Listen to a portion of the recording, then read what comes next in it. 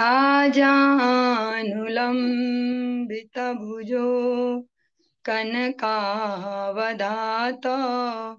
संकीर्तनैकपितरो कमलायताक्षो विश्वम्भरो द्विजवरो युगधर्मपालो वन्दे जगत्प्रियकरौ करुणावतारो। हे कृष्ण करुणा सिंधो दीनबंधो जगत्पते गोपेश गोपिका कांत राधा कांत नमोस्तुते। तप्त कांचन गौरांगी राधे वृंदावनेश्वरी वृषभानुसुते देवी प्रणमामि हरिप्रिये। भक्त्या विहीना अपराधलक्षये क्षिप्ताशकामादितरङ्गमध्ये कृपामयि त्वां शरणं प्रपन्ना वृन्दे नुमस्ते चरणारविन्दम्। जय श्री कृष्ण चैतन्य प्रभु नित्यानंद श्री अद्वैत गदाधर शिवासादि गौर भक्त वृंद। हरे कृष्ण कृष्ण कृष्ण हरे हरे हरे राम राम राम हरे हरे। सर्वप्रथम भगवान के अभिन्न प्रकाश विग्रह श्री गुरुपाद पद्म पूज्य पात्र दंडी स्वामी अष्टोत्तर सत्सिष्णुद भक्ति प्रसाद विष्णु गोस्वामी गुरुदेव महाराज की पावन श्री चरण कमलों में असंख्य कोटि दंडवत ज्ञापित करते हुए उनकी अहेतुक कृपा प्रार्थना करती हूँ। वे अपनी कृपा वर्षण करें जिससे निज कर्ताभिमान भाव को छोड़कर एकमात्र उनकी वाणी के वाहक के रूप में अपना परिचय दे सकूं। परम गुरुदेव नित्य लीला पृष्ठम विष्णुवाद श्रीमद भक्ति दयित माधव गोस्वामी महाराज परमेष्ठि गुरुदेव जगत गुरु भक्ति सिद्धांत सरस्वती गोस्वामी ठाकुर प्रभुपाद व समस्त गुरु परंपरा जयुक्त हूँ। सपार्षद श्रीमन नित्यानंद प्रभु श्री गौर हरि वृंदावन बिहारी राधा गोपीनाथ भगवान जयुक्त हूँ। वे हम सभी पर अपनी कृपा वर्षण करे जिससे भगवान के पवित्र नाम और हरि गुरु वैष्णव सेवा में हम सभी की रुचि उत्पन्न हो सके। आज की इस प्रातःकालीन कक्षा में हम श्रवण करेंगे ग्रंथ राज श्रीमद् भागवतम के अंतर्गत एकादश स्कंद 11वां स्कंद उसका तृतीय अध्याय और उसका 5वां श्लोक फिफ्थ जो 5 नंबर श्लोक है। आज यहाँ से हम प्रारंभ करने जा रहे हैं। ओम नमो भगवते वासुदेवाय ओम नमो भगवते वासुदेवाय ओम नमो भगवते वासुदेवाय। जो प्रसंग हम श्रवण कर रहे हैं नव योगेंद्र संवाद के नाम से इसको जाना जाता है। जो 9 जन 9 भाई एक प्रकार से हुए महाराज भरत के जो सुपुत्र हैं जो निवृत्ति मार्ग की ओर बढ़े उनसे महाराज निमि जो विदेह राज हैं वे प्रश्न कर रहे हैं आध्यात्मिक जगत से संबंधित उनके वे उत्तर दे रहे हैं। इनको ही हम श्रवण कर रहे हैं। जो तीसरे हैं इनमें से अंतरिक्ष उनके वचन अभी हम सुन रहे थे। गुणैर्गुणान् स भुञ्जान आत्म प्रद्योतित प्रभु मन्यमान इदं श्रेष्ठम आत्मानमिह सज्जते। भौतिक देह का स्वामी व्यक्तिगत जीव परमात्मा द्वारा सक्रिय की गई अपनी भौतिक इंद्रियों द्वारा प्रकृति के तीनों गुणों द्वारा बनाए गए इंद्रिय विषयों का भोग करने का प्रयास करता है। इस तरह वह उत्पन्न भौतिक शरीर को अजन्मे सनातन आत्मा के रूप में मानने के कारण श्री भगवान की माया में फंस जाता है। एक बार फिर से इसको श्रवण करते हैं। भौतिक देह का स्वामी व्यक्तिगत जीव परमात्मा द्वारा सक्रिय की गई अपनी भौतिक इंद्रियों द्वारा प्रकृति के तीनों गुणों द्वारा बनाए गए इंद्रिय विषयों का भोग करने का प्रयास करता है। इस प्रकार वह उत्पन्न भौतिक शरीर को अजन्मे सनातन आत्मा के रूप में मानने के कारण श्री भगवान की माया में फंस जाता है। इस भौतिक जगत में हमारे जीवन के जो भी समस्याएं हैं उनका समाधान करना ही हमें जीवन का उद्देश्य लगता है। और जितनी मात्रा में हम इनको समाधान करते जाते हैं उतनी मात्रा में समझते कि हम बहुत बुद्धिमान है, बहुत जान है हमें, हम बहुत बढ़िया आदमी है। ऐसा जो हम्म, जो ये समस्या है इन सब के जो मूल जड़ है, इन सब के जो समाधान है श्रीमद् भगवत गीता में उसको हम काफी हद तक समझ सकते हैं। और उससे भी आगे जिसको समझना हो तो भागवतम में फिर उसको गुरु वैष्णवानुगत्य में प्रवेश लेना होता है। क्योंकि यहाँ पूरा बेसिक कंसेप्ट ही क्लियर किया जाता है, बेसिक से जहाँ से समस्या शुरू हुई है। ऐसा नहीं है कि ऊपर से कोई हमने एलोपैथिक मेडिसिन ली और बीमारी दबा दी और हम ठीक हो गए। वो वैसे जैसे कोई लॉन्ग टर्म एक आयुर्वेदिक औषधि ली हमने और साथ साथ हम अपने जीवा पे भी कंट्रोल कर रहे हो हम, जिसको कह सकते हैं प्रिकॉशन, ऐसे जो हाँ सावधानी ऐसा कुछ जो हम कि क्या खाना क्या नहीं खाना इसको भी अगर करते जाएंगे तो उसका परमानेंट सॉल्यूशन मिल जाता है। ऐसे श्रीमद् भागवतम भी हमारी जो भी भौतिक जगत की जितनी भी समस्या उनका बेसिक आंसर देती है, जो सच में आंसर है जड़ वाला। जो अंतरिक्ष नाम के ये योगेंद्र हैं ये उत्तर दे रहे हैं इस प्रश्न का, महाराज निमिनी का माया क्या है।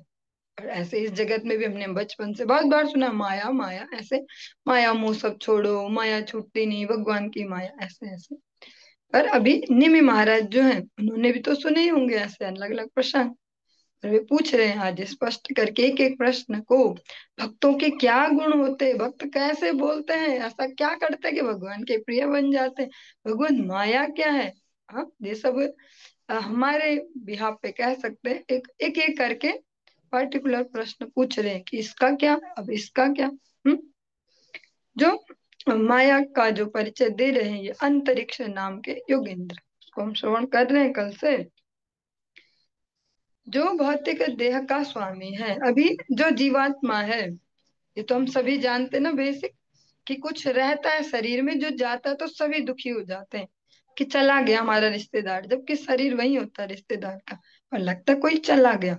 तो जो चला गया उसको कह रहे हैं यहाँ पे वो जो भौतिक देह का वो स्वामी है। कल हमने श्रवण किया था कि भगवान ने व्यष्टि और समष्टि सब में स्वयं को बिठाया है, तब इससे सब चल रहा है। भगवान भार भी हरि व्यापक सर्वत्र समान और अखिल देहि नाम अंतरात्मा दृक्। भगवान ही सब जगह प्रेजेंट है, इसीलिए सब जगह जीवन एक प्रकार से संचारित हुआ। वरना सब जड़ पदार्थ, उनमें कोई जान नहीं है, वे स्वयं से गतिशील नहीं हो सकते। और जब भगवान उनमें एंटर करते हैं तभी उनमें चेतना आती है, उनमें गतिशीलता आती है। और ऐसी शरीर के भीतर जीवात्मा को भी घुसा दो पर परमात्मा नहीं है तो काम का नहीं है। जीवात्मा काफी देर तक रहता ही, जैसे शरीर छोड़ने के बाद भी अनेक अनेक हम सुनते हैं कि वो लौट लौट के आ रहे हैं, तो कैसा है कि अभी उन्हें जो अपनी भौतिक जो वो वाली प्रेजेंटेशन थी, जो अपनी वो कह सकते हैं वो भूमिका थी जो उस बॉडी के साथ, उसको ये भी वो समझते हैं, अभी उसमें ही फंसे हैं। जब जीवात्मा इन भगवान के द्वारा जो संचालित की गई, भगवान ने ही हमारे शरीर में परमात्मा रूप से जब प्रवेश किया तो इंद्रियां सक्रिय हुई हमारी। वरना जो लेटा है जिसमें आत्मा नहीं है उसके पास भी तो हाथ है पैर है, वो थप्पड़ नहीं मारता किसी को, या उसको कोई मार दे तो वो रोकता नहीं है कि मत मारो ऐसा, जबकि सब इंद्रियां हैं। अब प्रयास कर रहे हैं थोड़ा सा सरल सरल करके जैसे समझ पाए। जिस परमात्मा की वजह से ये भौतिक इंद्रिया गतिशील हुई, जिसकी वजह से इनमें जान आई, कि आंखें देख पा रही हैं, बहुत तेज है मेरी आंखें, अभी तक कुछ नहीं हुआ, ऐसा ऐसा, बहुत मेरे हाथ ऐसे मजबूत, मेरा ये सब, जिनकी वजह से ये इंद्रियां संचालन में आई, वो जो वो जीवात्मा है उस शरीर के अंदर, वो क्या करता है फिर, उन्हीं इंद्रियों से केवल अपना इंद्रिय तर्पण करता है। नैनों से कुछ देखते ही हो, बढ़िया बढ़िया देखना पसंद है, कभी पिक्चर देखो, कभी पहाड़ देखो, कभी समुद्र देखो, बढ़िया बढ़िया देखना मुझे पसंद है। से अलग अलग इंद्रियों के अपने अपने विषय हैं, उनमें वो उन इंद्रियों को लगा देता है, जिनको भगवान की कृपा से भी गतिशीलता प्राप्त हुई, और उससे वो उनका जो भोग है उसको करने का प्रयास करता है, यहाँ मजा लो, वहां मजा लो, ऐसा ऐसा। इस तरह वह उत्पन्न भौतिक शरीर को अजन्मे सनातन आत्मा में के रूप में मानने के कारण श्री भगवान की माया में फंस जाता है।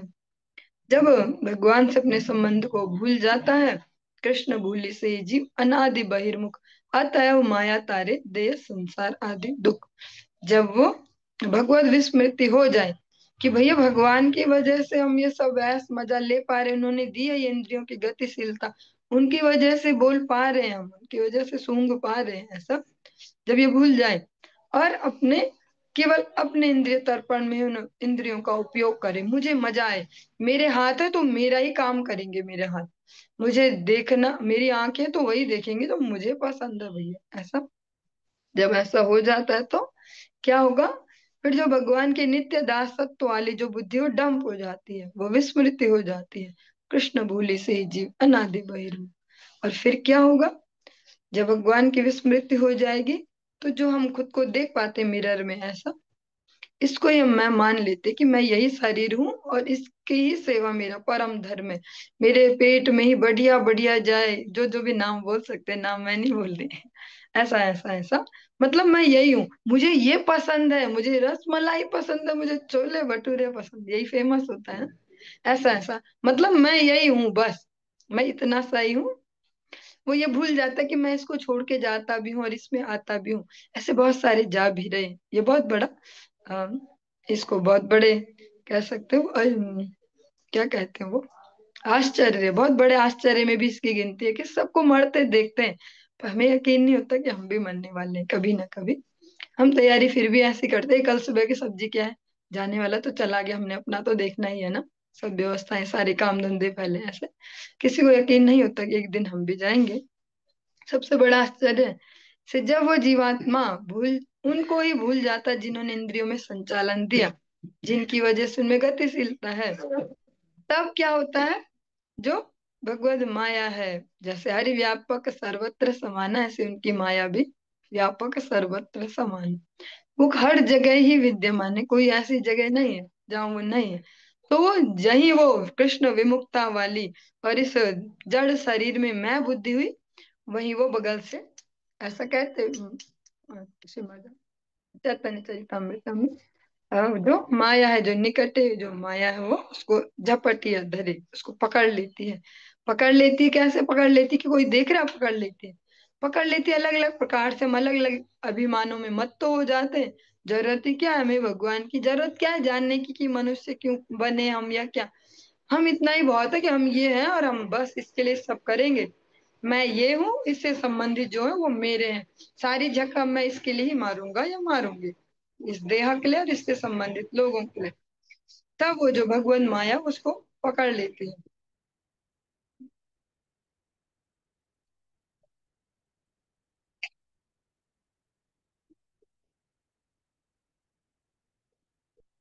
ये का बहुत सुंदर सा यहाँ पर कह सकते हैं, श्री चैतन्य चरितमृतम से प्यार उद्धृत की गई है, इनको भी श्रवण करते चलेंगे।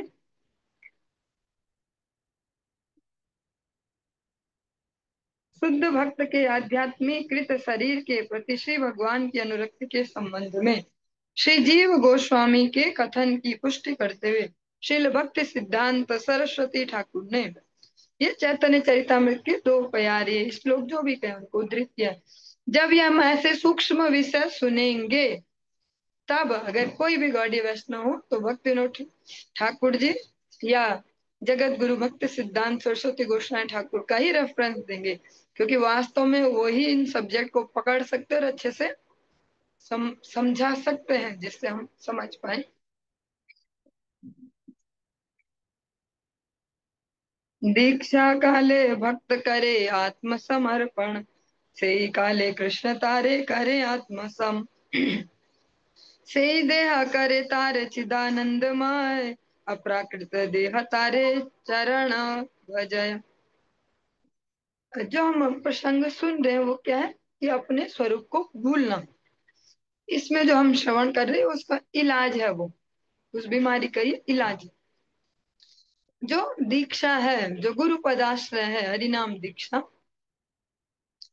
दीक्षा के समय जब भक्त श्री भगवान की सेवा करने में अपने आप को समर्पित करता है गुरु के माध्यम से, तो श्री कृष्ण उसे अपने ही समान स्वीकार करते हैं।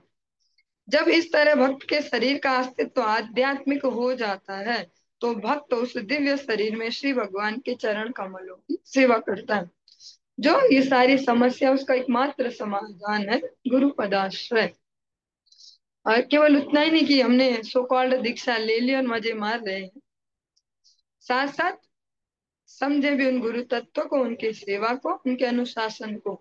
दीक्षा लेने से ही सब कुछ नहीं हो जाता, दीक्षा लेना और भी भयंकर हो जाता अगर हमने पालन नहीं किया। उससे बढ़िया बिना दीक्षा वाले हैं, क्योंकि उनके लिए अभी समय बचा है कि दीक्षा लेंगे तो हो जाएगा ठीक ठाक। पर जो ले चुके हैं और उसके बाद भी उस अनुशासन को पालन नहीं करते, जो आचार्य देव ने वचन भरवाए थे अग्नि के सामने, यज्ञ के सामने वचन भरवाते, उस समय 4 वचन, किसी ने पूछा नहीं होगा कभी कि गुरुदेव कुछ वचन भी हैं या क्या उनका मीनिंग है। हम तो ऐसे कभी कभी पूछवा लेते हैं, कभी कभी नहीं, अधिकतर जब दीक्षा करवाए तो पूछवा लेते हैं, गुरुदेव हिंदी में भी बता दो ना। ही नहीं, जो जो आप इनसे बोल रहे हो कि ये करूंगा और ये नहीं, जो ऐसा पालन नहीं करते उस जीव की फिर अत्यंत दुर्गति हो जाती है, सामान्य जीवों की भी अपेक्षा, जो गुरु पदाश्रय को ठुकराते हैं। श्री रूप गोस्वामी जी जब भक्ति के अंग बताते हैं तो वो 9 नहीं बता रहे, प्रहलाद महाराज 9 बता रहे, भगवान श्री रामचंद्र 9 बता रहे।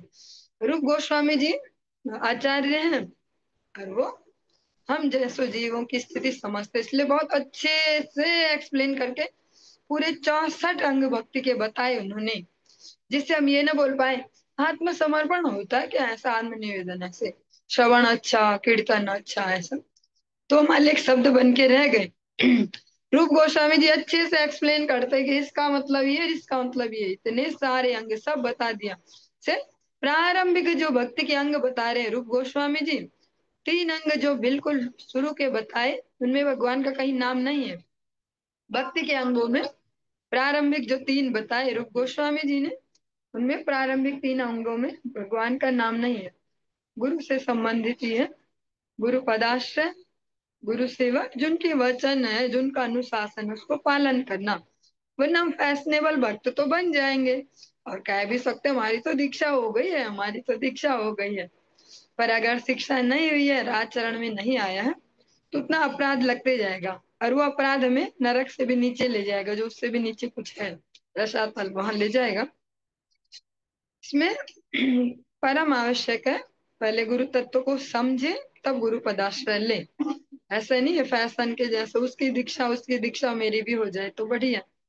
अब लगभग यहाँ पे तो सबकी हो ही चुकी है, अब ये बोलने का कोई फायदा भी नहीं है, सब आप अच्छे से कर ही रहे। जो गुरु पदाश्रय बहुत ही सूक्ष्म है। हमने एक भक्त को बीच में रखा, हाँ, एक प्रकार से अगर रफ सी लैंग्वेज यूज करें तो एक भक्त को चीट किया कि मैं ना भक्त बनना चाहता हूँ, अब मेरी गारंटी ले लो ना ठाकुर जी से। बेचारे सरल थे, उन्होंने भी बोल दिया अरे ये तो बढ़िया ही आदमी होगा, ले लेता हूँ इसकी ठेकेदारी। उसके बाद भी हम अपने जो आचरण है इनको पवित्र ना करें, तो उन जो वैष्णव है, जो परम भागवत है, उनकी अवज्ञा का हमें इतना घोर अपराध लगता है, अनंत अनंत नरकों तक भी कभी ठौर नहीं है उस जीवात्मा को, जो एक ऐसे शुद्ध भक्त को चीट करते हैं। ये बहुत सेंसिटिव है गुरु पदाश्रय।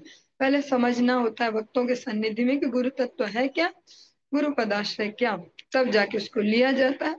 गलती से ले लिया है तो समझना फिर भी है कि बहुत सूक्ष्म राज्य है, कोई आलू प्याज जैसे जैसे लोग खरीदते ठेलियों में, ऐसा नहीं है कि हमने भी गुरु जी बना लिया। उसके फिर अनंत अपराध भी झेलने होंगे अपने गुरुदेव के, क्योंकि भगवान कहते हैं प्रथमंतु गुरु पूज्या ततश्चैव ममार्चनम कुर्वन् सिद्धिम आपनोति अन्यथा निष्फलम भवेत्। मुझसे भी अधिक अपने गुरुदेव को समझे। इस प्रकार से जो कोई भी प्रोसेस करते हैं उनको सिद्धि प्राप्त होती है, अन्यथा उनका सब निष्फल है। ऐसे जो श्रेष्ठ गुरुदेव हैं भगवान के प्रकाश विग्रह, उनके अनुशासन को स्वीकार करेंगे, तुम्हारे अनंत जन्मों के महापाप भी भगवान फिर छोड़ देते हैं उनके बिहाफ पे। यही अभी हमने श्रवण किया है। श्री कृष्ण उसे अपने ही समान स्वीकार करते हैं, उसे सेवा में लेते हैं। फिर भगवान के पास सेवकों की कमी नहीं है कि हमारे बगैर भगवान का काम नहीं चलता शायद। और जो गुरुदेव हैं उनकी जो सेवा वृत्ति है, उनके बिहाफ पे भगवान हमें भी स्वीकार करते हैं। चलो इन्होंने आपकी सिफारिश दी इसलिए, है नहीं बेटा तो काम का, पर इनकी वजह से ऐसा। ऐसे जो श्री गुरुदेव को चीट करते हैं उनके लिए फिर अनंत जन्मों तक महा महा नरकों में भी कहीं ठहर नहीं होती।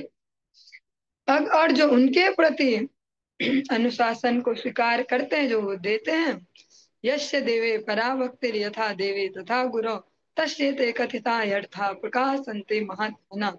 फिर जो ईमानदारी से गुरु पदाश्रय करते हैं, उनकी आज्ञा पालन करते हैं, उनकी जो प्रसन्नता के कार्य उनको सेवाओं को करते हैं, उनके लिए ठीक उल्टा, उनके लिए सब सरल हो जाता है। हवाई जहाज से यात्रा करने जैसा, कि भैया वो 3 दिन लगेंगे वहां पहुंचने में, पर वो 3 घंटे में ही 2 घंटे में ही पहुंच जाएंगे। जैसे कलकत्ता अगर जाना हो तो 3 दिन लगेंगे, पर अगर हवाई जहाज में जाए तो 2 घंटे लग जाएंगे। ऐसा ऐसा ही गुरु पदाश्रय है, जो गुरुदेव का अनुगत्य वो ऐसा ही है। हम अनंत जन्मों तक भटकते रहेंगे, कभी कोई रास्ता नहीं खुलेगा इस जन्म मृत्यु के सर्कल से बाहर जाने का। पर जो गुरुदेव का ठीक से पदाश्रय लेते हैं, अनुशासन मानते हैं, उनके लिए ये छोटी सी बात हो जाती, जन्म मृत्यु से बाहर निकलना। जो श्रेष्ठ है, सर्वश्रेष्ठ भगवत सेवा और वैष्णव सेवा, वो उनको उपलब्ध हो जाती है, जो अन्य जीवों के लिए पॉसिबल नहीं है। हमने श्रवण किया समस्या का कारण और समाधान, दोनों साथ साथ सुनेंगे तो रिलेट कर पाएंगे। कर्माणि कर्मभिः कुर्वन् सन्निमित्तानि देहभृत् तत्तत् कर्म फलं गृह्णन् भ्रमतीह सुखेतरम्। तीव्र भौतिक इच्छाओं से प्रेरित देहधारी जीव अपनी कर्मेंद्रियों को सकाम कर्म में लगाता है, तब वह इस जगत में घूमते हुए तथा कथित सुख दुख में अपने भौतिक कर्मों के फलों का अनुभव करता है। जो भगवत विमुख जो जीवात्मा है, उनकी ये गति है कि वे अपनी इन इंद्रियों को, कर्मेंद्रियां ज्ञानेन्द्रियां, इनको केवल अपने निजी इंद्रिय तर्पण में लगाता है कि मुझे मजा आए बस। हाँ, इस प्रकार से फिर वो उस मजा के लिए जो जो करेगा, कुछ तो करेगा मजा के लिए, ये कर वो कर, जिससे उसे मजा आएगा वो फिर उन कर्मों के जो फल हैं उनमें वो बंधा रहकर, उनसे बंध बंध के कभी सुख कभी दुख ऐसा उसको फील होता रहेगा। इसमें ही वो भ्रमण करते रहेगा, कभी सुखी होगा कभी दुखी होगा, इस प्रकार से चलते रहेगा सर्कल। कभी कुत्ता बने कभी बिल्ली बने। हाँ, खुश हो गए कि मैं तो बहुत बड़ा कुत्ता हूँ, ऐसा वो वाला। कभी छोटा सा मच्छर बन गए। गुरुदेव कहते ही है जैसा स्पष्ट बार बार कि तुम्हारे जीवन की वैल्यू क्या, कि एक थप्पड़ में जो निपट जाए, ऐसा चाहते हो जीवन क्या? अगर हमने यहाँ ठीक से भजन ना किया, सेवा ना सीखी, अगली बार एक थप्पड़ लायक ही जीवन मिलेगा हमें। एक मच्छर को हम कितनी देर में मार लेते हैं, कहीं पे भी बैठा शरीर पे ऐसा किया और हो गया काम तमाम। वो भी एक जीवात्मा है, उसके अंदर भी जीवात्मा ही है जो उसके शरीर को रन कर रही है। वो भी तो किसी कारण फल से वो मच्छर बना है, तो हमको भी तो मिल सकता है चांस इतना बढ़िया मच्छर बनने का। इत्थम कर्म गतिर्गच्छन् बहवः भद्रवः वः पुमान् आभूत संप्लवात् सर्ग प्रलयावनुतेष अवशः। इस तरह बद्ध जीव को बारंबार जन्म मृत्यु अनुभव करने के लिए बाध्य किया जाता है। अपने ही कर्मों के फल से प्रेरित होकर वह एक अशुभ अवस्था से दूसरी अवस्था में असहाय होकर घूमता रहता है और सृष्टि से के प्रारंभ से लेकर प्रलय होने तक कष्ट भोगता रहता है। अभी हम ठीक से इसको समझ नहीं पाते हैं। इस दुर्गति को हम सुनते हैं और हमें हैबिचुअल हो गए। 84 लाख योनियां होती है, 84 लाख योनियां होती है। कुत्ता बनते हैं, बिल्ली बनते हैं, मच्छर बनते हैं। से सुन सुन के मान लीजिए नॉर्मल सी बात हो गई है। मैं भी अभी कह रही हूँ तो कोई अनुभूति थोड़ी ना हो रही मुझे भी कि बनते हैं कुत्ता भी और बनते हैं मच्छर। हाँ? ऐसी हमारी स्थिति है। उसको उतना सीरियसली हम समझ नहीं पाते। लेकिन जो भगवत विमुखता है, जो श्रेष्ठ भक्त जन है, उनके प्रति जो अपराध है वे बारंबार इस जन्म मृत्यु के अनुभव के लिए बाध्य करते हैं। बार बार वो मृत्यु का कष्ट झेलना पड़ता है। जब वो मृत्यु होने वाली है, जिसको मृत्यु बोलते हैं, शरीर छूटने वाला है, जो उस समय होने वाला जो अनुभव है वो केवल उसी जीवात्मा को होता है। घर वालों को भी नहीं होगा। वो खड़े रह सकते हैं, पूछ सकते हैं क्या हो रहा है आपको, क्या करें, बताओ ना बताओ, ऐसा। पर वो कर कुछ नहीं पाएंगे। भोगना उसको खुद ही पड़ेगा वो जो कष्ट है। बाकी सामान उपलब्ध करवा देंगे, दवाइयां दिलवा दें, घर में ही हॉस्पिटल बनवा दें, डॉक्टर घर पे ही रखवा दें, सब करवा देंगे। पर वो झेलना खुद से पड़ेगा। और जो वो जन्म की भी पीड़ा है, माँ के गर्भ से इस संसार में आने का जो संघर्ष है, वो भी एक मृत्यु के ही समान है, इतना भयंकर। उस संघर्ष को भी खुद ही झेलना है और बार बार झेलना है।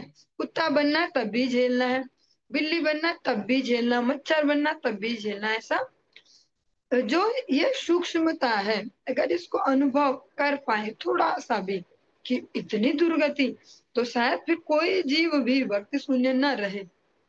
अनुभव नहीं हो पाता इसीलिए। और समय अवधि क्या है, कब तक भटकता रहेगा इस प्रकार माँ के पेट में, माँ के पेट से बाहर, ऐसा कब तक चलेगा।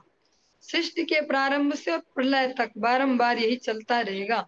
जीव तो उतने ही है, वही आए जा रहे जाए जा रहे, ऐसा चलते ही रहेगा अनंत काल तक।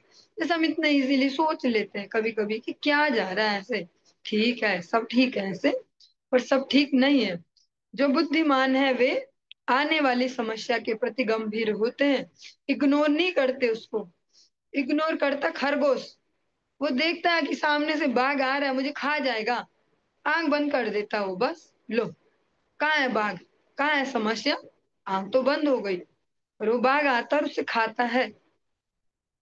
पर जो जड़ जिनकी बुद्धि हो गई है, ऐसे डम्प, ऐसे पत्थर जैसी जिनकी बुद्धि हो जाती है, जड़ विषयों की संगति करते करते करते, वो इसको अनुभव नहीं कर पाएंगे। बोलेंगे कौन देख रहा, मरने के बाद क्या होता है, खाओ पियो ऐश करो, मस्त जिंदगी एक ही बार मिलती है, मजा करो बस। हाँ, वो नहीं समझ पाएंगे कि हाँ जिंदगी एक ही बार मिलती है, एक ही बार ही अभी गोल्डन चांस खुला है कि बाहर निकल लो बेटा।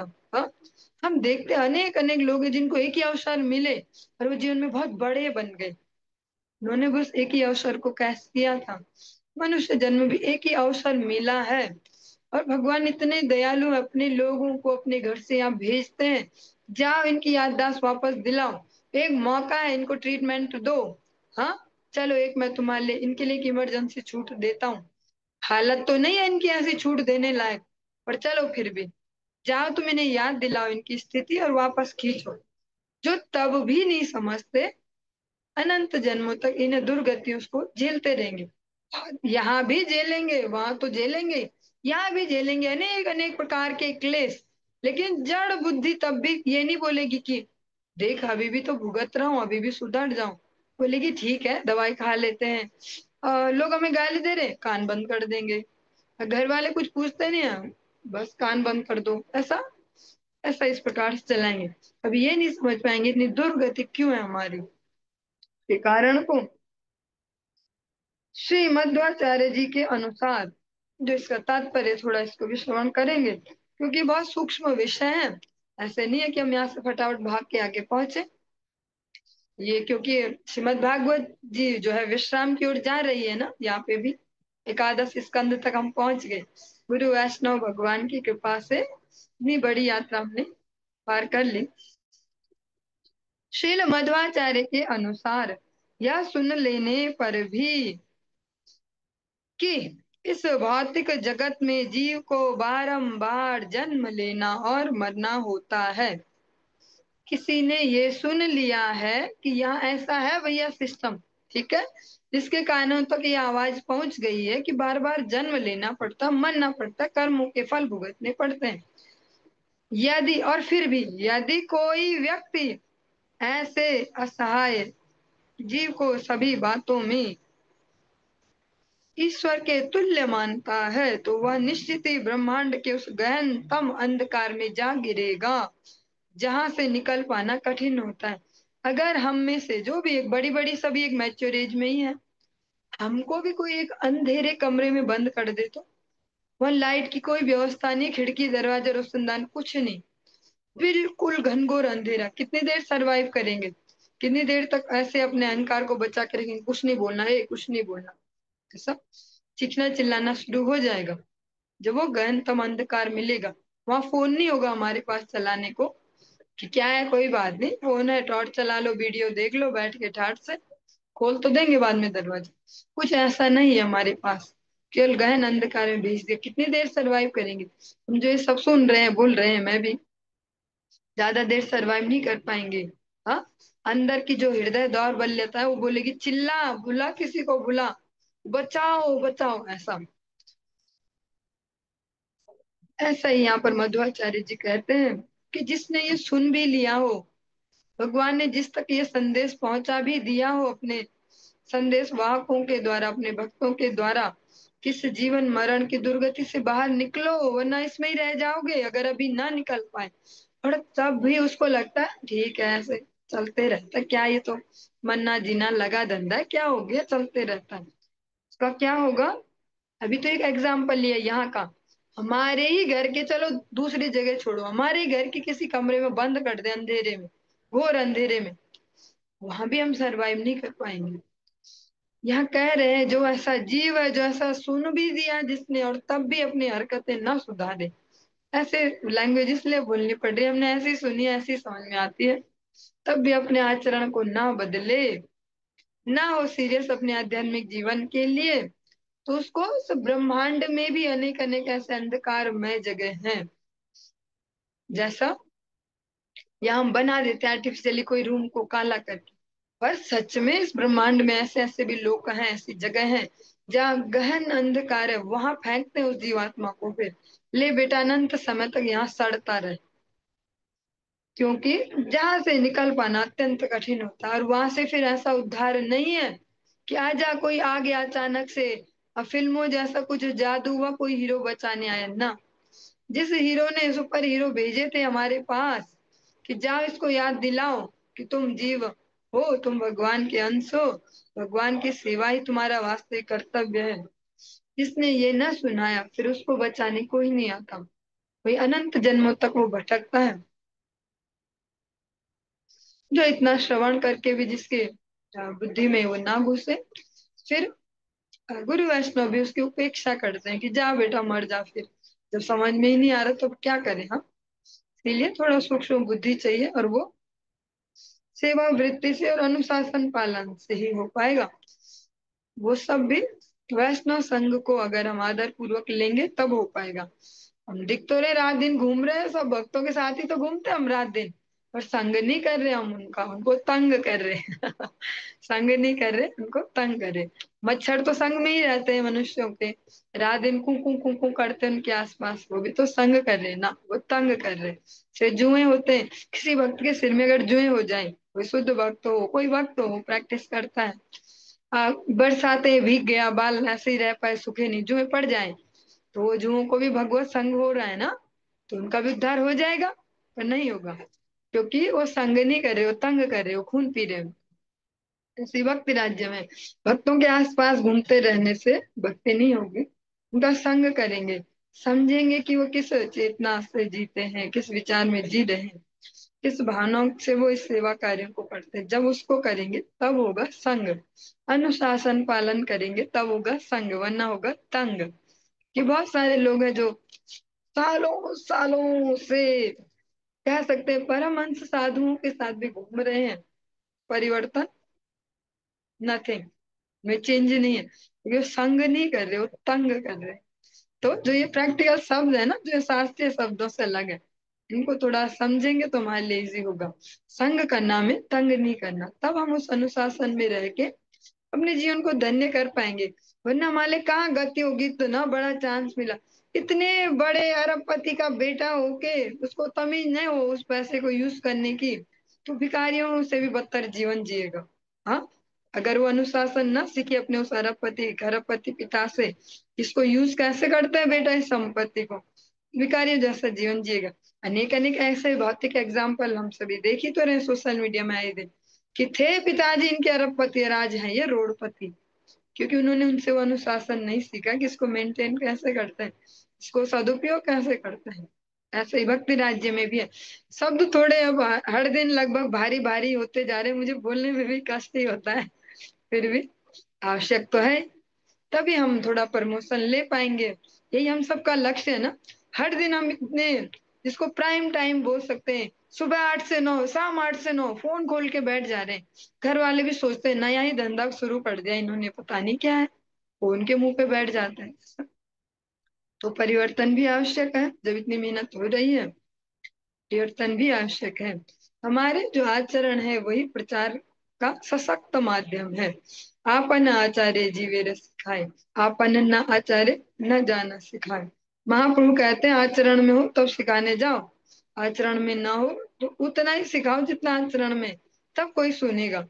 आपके आचरण में न हो, आप सिखाए बड़ी बड़ी बातें, किसी के हृदय में नहीं जाएंगी वो।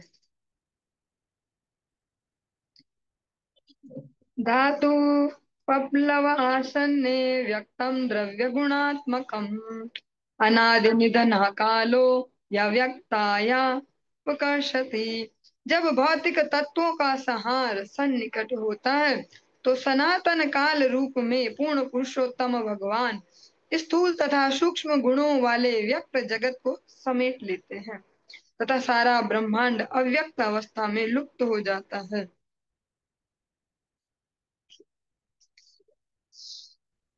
शतवर्षायनावृष्टिर्भविष्यत्युल्बणा भुवि, तत्कालोपचितोष्णार्को लोकास्त्रीन् प्रतपिष्यति। ज्यो ज्यो ब्रह्मांड का संहार निकट आता जाता है, पृथ्वी पर 100 वर्षों का भयंकर सूखा पड़ता है। सूर्य की गर्मी क्रमशः 100 वर्षों तक बढ़ती जाती है, और इसकी प्रज्वलित गर्मी तीनों लोगों को व्यग्र करने लगी। प्रैक्टिकली जिसको प्रलय कहते हैं उसका यहाँ पे वर्णन दे रहे हैं कि जब प्रलय की ओर बढ़े समय ये सृष्टि, तो कैसे कैसे लक्षण होते हैं। भयंकर सूखा पड़ता, बारिश गायब हो जाती है, अनावृष्टि। हम्म, लगभग 100 वर्षों तक। 100 वर्ष कोई छोटी अवस्था नहीं है। हमारे तो अगर गर्मी का सीजन आया और बरसात ना आए और हम पागल हो जाते हैं, गर्मी गर्मी गर्मी ऐसे। 100 वर्ष अगर ना हो वर्षा तो क्या होगा, इतना हम इमेजिन भी नहीं कर सकते, क्योंकि हमने ऐसा कुछ देखा ही नहीं है, तो इमेजिनेशन में कैसे कर पाएंगे। सूर्य की गर्मी जो लगातार भयंकर रूप से 100 वर्षों तक बढ़ते जाती है, और ये तीनों लोगों को, ऊपर के मध्य के निम्न सबको व्यग्र करने लगते हैं। पाताल तलमारभ्य संकर्षण मुखानलः, दहन्नूर्ध्वशिखो विश्व वर्धते वायुनेरितः। यह अग्नि भगवान संकर्षण के मुखार विंद से निकलकर पाताल लोक से शुरू होती हुई बढ़ती जाती है। इसकी लपटें प्रबल वायु से प्रेरित होकर ऊपर उठने लगती हैं, और यह चारों दिशाओं की हर वस्तु को झुलसा देती है। चलिए बीच में फिर से, बीच बीच में मुझे बोलने की आदत है। हाँ, और अभी हमारे जो हम मनुष्य शरीर में है, जो हमने बचपन से कंडीशनिंग ली है वो अलग टाइप की है। हम एज ए मनुष्य खुद को समझते हैं, और जो जो हमारे समाज में चलता है ऐसा हम है। और जीवन का लक्ष्य हमारा यही है कि भाई कुछ सीखे कुछ करे जीवन में। फिर ग्रस्त हो गए, फिर बच्चे हो गए, उन्हें पढ़ाओ लिखाओ, उन्हें सेट करो, फिर नाती पुत, फिर मर जाना। ये ऐसी हमने कंडीशनिंग अभी ले रखी है भर भर के, और वैसी कंडीशनिंग में जी रहे हैं। और इन जो ये 2 घंटे हम सुन रहे हैं, इनके अलावा हम ऐसी कंडीशनिंग में जी रहे हैं बाहर भी। पर इस सबके साथ ये बहुत आवश्यक है, ये आध्यात्मिक शिक्षा तुम्हें वास्तविक सत्य का अनुभव करा रही। वरना हमारे लिए जीवन इतना ही है, हम केवल सिंसियरली इसको ही जीवन समझ रहे हैं ना, ये करना है फिर ये करना है फिर ये करना है फिर ये। तो ऐसे में हम ना जो परमानेंट समस्या इनसे बाहर नहीं निकल पाएंगे। इसलिए ये श्रवण करना भी अत्यंत आवश्यक है। तो वास्तविक जो सत्य है, किस प्रकार से सृष्टि चलती है, कैसे जीव चल रहे हैं। क्योंकि अगर जो हमने कंडीशनिंग पाई है इसी को ही जीवन कहते, तो फिर कुछ भी ऐसा क्यों होता है हमारे जीवन में जो हम नहीं चाहते। थोड़ा अजीब सा क्वेश्चन है ना। हमारे जीवन में फिर ऐसा क्यों होता है कुछ भी जो हम नहीं चाहते हैं। क्योंकि जब सब पता ही है कि पैदा हुए फिर ऐसा करते हैं, फिर बड़े होते हैं, फिर स्कूल जाते हैं, फिर पढ़ते लिखते हैं, फिर जॉब लगती है, शादी होती है, फिर बच्चे होते हैं, फिर उन्हें पढ़ाते हैं, फिर ऐसे फिर उन्हें सेट करते हैं, फिर मर जाते हैं। तो सब तो पहले ही पता ये करते हैं, इसको ही जीवन बोलते हैं, मनुष्य जीवन। फिर ऐसा क्यों होता है, इसमें बीच बीच में ऐसे क्यों घटनाएं हो जाती है कि जिन पे हमारा कोई अधिकार नहीं है। फिर तो सब कुछ हमारे कंट्रोल में ही होना चाहिए, क्योंकि हमें तो पता ही है इसको ही जीवन कहते हैं। क्योंकि हमने केवल एक छोटे से हिस्से को ही जीवन समझा है। जो जीव है उसका जीवन बहुत विशाल है। ये केवल एक फेज है मनुष्य जीवन। ये भगवान ने बस ऐसा कह सकते हैं लकी ड्रॉ टाइप निकाला बीच में, कि जा बेटा एक मौका है, तू दौड़ लगा, अभी गेट खोलते हैं, भाग जाएगा तो भाग जाएगा, वरना गेट बंद हो जाएगा। ऐसा ही मनुष्य जीवन है कि थोड़ी देर के लिए गेट खुला है, देखो जोर लगा के भाग जाओगे तो भाग जाओगे। तो इसमें ठीक से अगर शिक्षा ले पाए गुरु वैष्णव अनुगत्य में, तो इस गेट के खुलते ही हम तुरंत गेट से बाहर। फिर कहेंगे ठाकुर जी अगर आप चाह रहे हो वापस गेट में डालना तो डाल दो, पर अपनी स्मृति को बनाए रखना, हाँ आपकी मर्जी से फिर वापस भी जाने को तैयार है। ये जो प्रलय को हम सुनते इतना इजीली कि प्रलय हो जाती है, प्रलय हो रही है, ऐसे ऐसे, तो वास्तव में कैसे होती है उसका ये वर्णन है। जो भगवान संकर्षण है, शेष नाग, जिन्होंने इस धरती को, ब्रह्मांडों को धारण किया है अपने शीश पे, उनके मुख की जो अग्नि है उसकी लपटें पाताल लोक से प्रारंभ होती हैं और बढ़ती जाती हैं, और प्रबल वायु से प्रेरित होकर प्रबल वायु के साथ वे ऊपर की ओर उठती हैं, चारों दिशाओं की हर वस्तु को झुलसा देती है। संवर्तको मेघगणो वर्षति स्म सतम समाह धारा विरहस्ते हस्ताभिर्लीयते सलिले विराट। संवर्तक नामक बादलों के समूह 100 वर्षों तक मूसलाधार वर्षा करते हैं। हाथी की सूंड जितनी लंबी, जो हम सुन रहे हैं हाथी की बूंद जैसी लंबी, ये क्या है, किसकी मेजरमेंट है, पानी की बूंदों की, पानी की बूंद की लंबाई है ये। हाथी की सूंड जैसी इतनी बड़ी बड़ी ऐसे बूंदे हैं, वो बूंदे, उनमें प्रेशर कितना होगा, जो इतनी हाइट से इतनी बड़ी बूंदे जो गिरेंगी, हाँ उनका प्रेशर कितना होगा। हाथी की सूंड जितनी लंबी पानी की बूंदों की बाढ़ से विनाशकारी वर्षा समस्त ब्रह्मांड को जल में डुबो देती।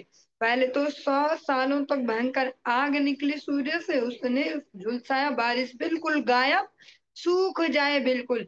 शेषनाग जी की जो अग्नि है वो मुख की, वो भी लपटे फेंके, उस वो भी झुलसाए। और अब लो बारिश चाहिए, तो बारिश मांगने के लिए बचेगा कौन इतनी सब होने के बाद। उसके बाद फिर भयंकर वो हाथी की सूंड जितनी लंबी बूंदों वाली।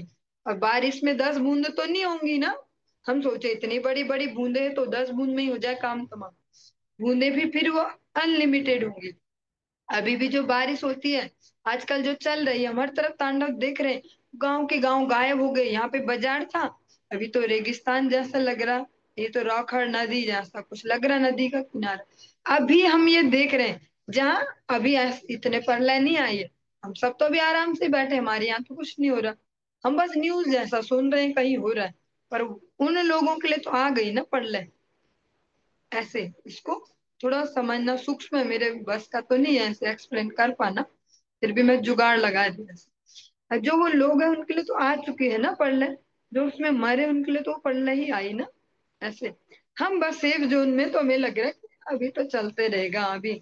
कल चलो ना, वहां चलते हैं, शादी में चलेंगे, आज वहां रेस्टोरेंट चलेंगे, आज घूमने चलेंगे, आज ऐसा मजा मारेंगे, ऐसा कुछ खाएंगे है ऐसा। पर जिनके वो जीवनों में चल रही है उनसे पूछे तो। इसीलिए ये सब श्रवण करना भी अत्यंत आवश्यक है, जिससे हम बाहर भी रिलेट कर पाए कि कब हमारा भी कौन सा नंबर हो, हमें नहीं पता। उन लोगों को भी नहीं पता था कि उनका नंबर कब आने वाला है। ऐसी जो बड़ी बड़ी बूंदों वाली जो ये बाढ़ आती है, वो वर्षा आती है, वो सारे ब्रह्मांड को जल में डुबो देती है। ततो विराज मुत्सृज्य वैराजः पुरुषो नृप, अव्यक्तम विशते सूक्ष्मम निरिंदन इवानलः। हे राजन, जो अंतरिक्ष नाम की ये नव योगेंद्रों में से एक है, महाराज निमि को संबोधित करते हुए कह रहे हैं, हे राजन, तब विराट रूप के आत्मा वैराज ब्रह्मा अपने विराट शरीर को त्याग देते हैं और सूक्ष्म अव्यक्त प्रकृति में उसी तरह प्रवेश कर जाते हैं जिस तरह ईंधन समाप्त हो जाने पर अग्नि। जो ब्रह्मा जी हैं, जो यहाँ जीव समूह को देख रहे हैं, ये इनको कहा गया वैराज ब्रह्मा। ये ब्रह्मा जी का भी अब टाइम पीरियड आ जाता है, पूरा होने का हो गया। वे भी अपने शरीर को त्याग कर उस जो अव्यक्त प्रकृति है सूक्ष्म, उसमें प्रवेश कर गए। जैसे कहीं पे कोई आग जली हो और उसमें जिससे वो जल रही थी वो खत्म हो जाए, ईंधन वो बुझ जाती है, ऐसे ब्रह्मा जी भी अपने को उसमें प्रवेश करवा देते हैं। वायुना हृत गंधा भूः सलिलत्वाय कल्पते, सलिलम तद्धृतरसम ज्योतिष्ट्वायोपकल्पते। वायु द्वारा गंध गुण से रहित होकर पृथ्वी तत्व जल में रूपांतरित हो जाता है, और उसी वायु से जल अपना स्वाद खोकर अग्नि में विलीन हो जाता है। और जो हम बहुत छोटे लेवल पर सुनते हैं कि जो क्षिति जल पावक गगन समीरा, पंच रचित अधम से। मनुष्य शरीर पांच तत्वों से बना है, ऐसा हम सुनते हैं। शरीर त्यागते हैं तो ये जब उसकी जो भी गति होती है वो पांचों तत्वों में वापस मिल जाता है। ऐसा ही बिल्कुल भौतिक प्रकृति के साथ भी होता है। प्रलय के समय में एक एक करके कह सकते हैं एक दूसरे में समाहित होते जाते हैं सारे तत्व। जो धरती है वो गंध जो उसका गुण है विशेष, उसको छोड़कर वो अब जल तत्व में बदल गई, जब यहाँ प्रलयकालीन जल है। और फिर वो जल जो वायु तत्व है पहले उसके संग से, जो वायु तत्व है उसके संग से पृथ्वी ने अपना गुण खोया, वो फिर जल बनी, जल तत्व में विलय हुई। फिर उसी वायु के संग से उस जल ने भी अपना स्वाद वाला जो गुण है, मूल गुण, उसको खोया, वो अग्नि में विलय हो गया। सारे जो पांचों तत्व हैं वे अपने अपने प्रकार से अपने वास्तविक स्थिति में मिल जाते हैं। चलिए आज के इस प्रसंग को हम यहीं पे विश्राम देंगे। इससे आगे हम कल की कक्षा में श्रवण करेंगे। हरे कृष्ण।